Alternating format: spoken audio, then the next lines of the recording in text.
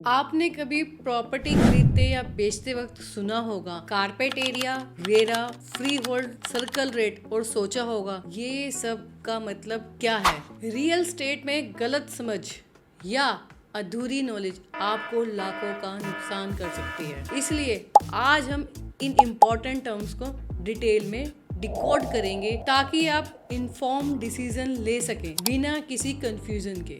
First point, carpet area, built up area and super built up area.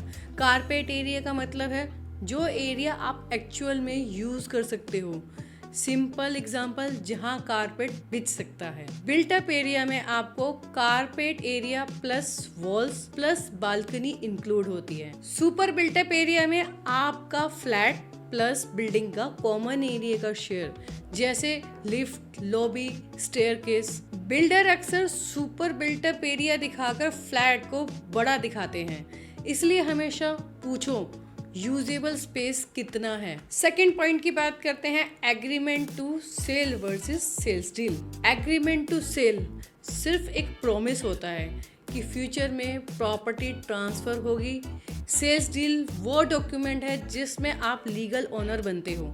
जब तक sales deal registered नहीं होती, property officially आपकी नहीं होती। जैसे कि मुझे याद है, एक क्लाइंट ने एग्रीमेंट टू सेल पे ट्रस्ट करके पैसे दिए, लेकिन सेल्स डील डिले हुई, 8 महीने टेंशन में गुजरा। तो अब थर्ड पॉइंट की बात करते हैं, क्लियर टाइटल और chain of title. Clear title का मतलब प्रॉपर्टी का ओनरशिप रिकॉर्ड क्लीन हो, कोई डिस्प्यूट या क्लेम ना हो। चेन ऑफ टाइटल एक हिस्ट्री है, कौन पहले ओनर था, कैसे ट्रांसफ़र हुई। अगर चेन में गैप हो या मिसिंग डॉक्यूमेंट हो तो रीसेल और लोन दोनों में प्रॉब्लम आएगी। अब फोर्थ पॉइंट की बात करते हैं, RERA, real estate regulatory authority. RERA buyer का सेफ्टी लॉक है।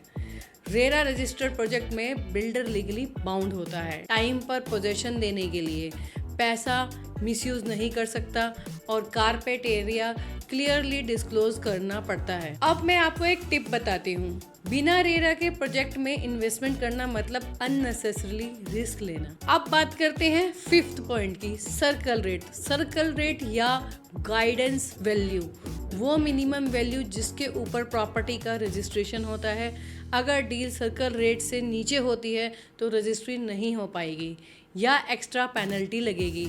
ये रेट हर एरिया का अलग अलग होता है, इसलिए रजिस्ट्री के टाइम हमेशा चेक करो। सो अब हम बात करते हैं 6 पॉइंट पे, free hold versus lease hold.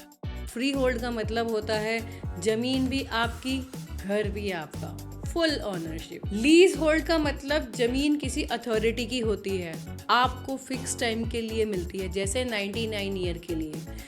Lease hold convert हो सकती है फ्री होल्ड में, लेकिन प्रोसेस और चार्जेस अलग होते हैं। अब बात करते हैं 7th पॉइंट की, बेनामी ट्रांजैक्शन। बेनामी का मतलब है प्रॉपर्टी किसी और के नाम पर खरीदना, पैसे आपके या इलीगल हों, और गवर्नमेंट कभी भी ऐसी प्रॉपर्टी सीज कर सकती है। सो ट्रांसपेरेंसी ही बेस्ट पॉलिसी है। सो अब बात करते हैं 8th पॉइंट की, रीट्स and InvITs. रीट्स, real estate investment trust, आपको रियल स्टेट में इन्वेस्ट करने का चांस देता है बिना प्रॉपर्टी खरीदे। आपको रेंटल इनकम का हिस्सा मिलता है, एंट्री कॉस्ट कम होती है और लिक्विडिटी ज़्यादा। इनवीट, इंफ्रास्ट्रक्चर इन्वेस्टमेंट ट्रस्ट, ये इंफ्रास्ट्रक्चर प्रोजेक्ट के लिए होता है। स्मार्ट इन्वेस्टर के लिए ये दोनों बेस्ट ऑप्शन है डाइवर्सिफाई करने के लिए। सो देखा, रियल स्टेट की लैंग्वेज समझ गए तो डील करना इजी हो जाता है। ये टर्म्स आपके लिए एक चेकलिस्ट की तरह काम करेगी ताकि आपका पैसा सेफ रहे और रिटर्न स्ट्रॉन्ग हो।